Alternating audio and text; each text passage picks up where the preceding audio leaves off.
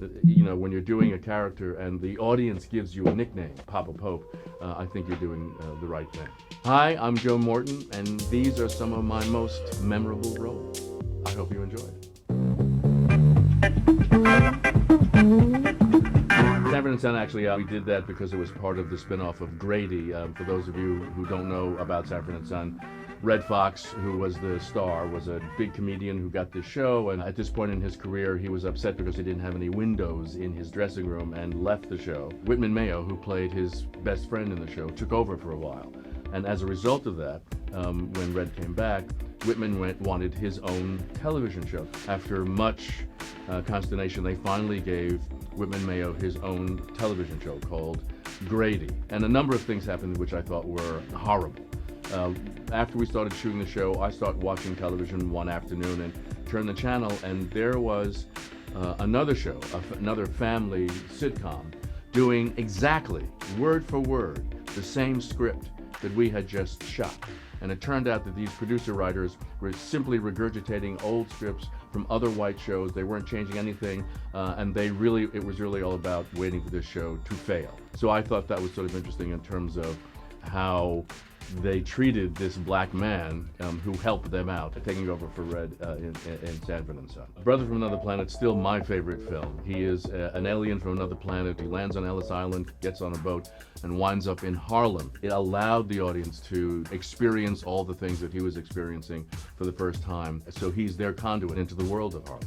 You want to see a card trick? That was Fisher Stevens who did the magic trick. What happens is I'm on a subway train, we're going uptown, and he starts doing a number of magic tricks. He says, you want to see a real magic trick? You want to see me make all the white people disappear?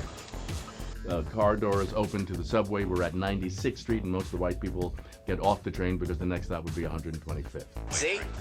What'd I tell you? Uptown A, 125th Street next.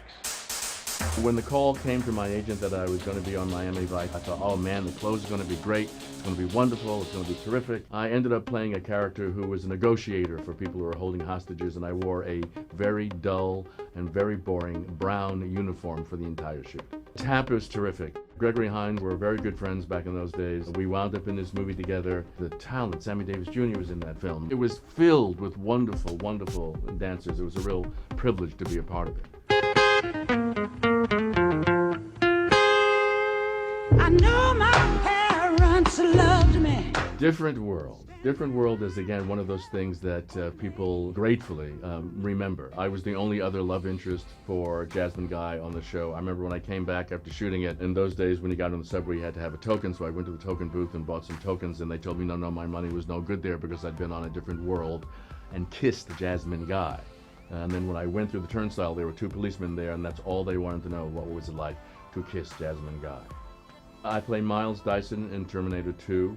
You're judging me on things I haven't even done yet.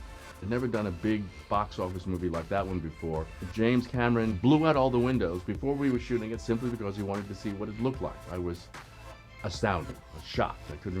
I'd never seen anybody spend money like that. James asked me before we started shooting why this character was important. I said, well, because of a joke that Richard Pryor had told, that the reason black characters in science fiction movies were either killed right away or were not in the movie altogether was because Hollywood decided that we probably weren't going to be around in the future anyway.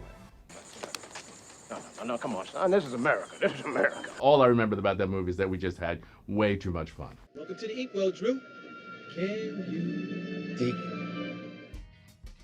Inkwell is a place that is in Martha's Vineyard. All black people have visited for decades and decades and decades for their summer vacations, and that's what the movie was about. Number of families who are up in the Inkwell, in the vineyard, love lost, love gained, families who come together, families who fall apart. It's a wonderful little movie that hopefully people will see, but was a lot of fun to do. You know, Scandal sort of happened in my life as I was about to go to Broadway, and I hadn't been on Broadway for a long time, and suddenly I'm offered this role on Scandal.